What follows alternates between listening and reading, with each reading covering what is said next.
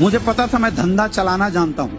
मुझे कहीं भी डाल दो, अंडमान निकोबार में डाल दो मुझे, मैं वहां से धंधा उठा लूंगा, क्योंकि मुझे धंधा करना आता है। मैं अपाहिज नहीं हूं। मुझे पता है बिजनेस होता कैसे। मुझे किसी भी शहर में बस एक सिंगल आदमी का लिंक चाहिए, मैं उस शहर में कारवा खड़ा कर सकता हूँ। ये टैलेंट मैंने सीखा है। मैंने कभी डिपेंडेंसी नहीं दिखाई। आज तक 11 साल के अंदर मैंने कभी अपलाइन को नहीं बोला मेरा सिंगल चेक बना दो, या मेरी टीम में बंदे डाल दो, मेरी डाउनलाइनों को चला दो, मेरा टीम चला दो। मैंने सिर्फ बोला साथ देना, खड़े रहना, जब मैं गिर जाऊं तो उठाने के लिए चला आना। और मेरे दोस्त ये वजह है पिछले 7 साल के अंदर एसलीपीएस वेलनेस में 18 लाख से ज्यादा लोगों का नेटवर्क बनाया।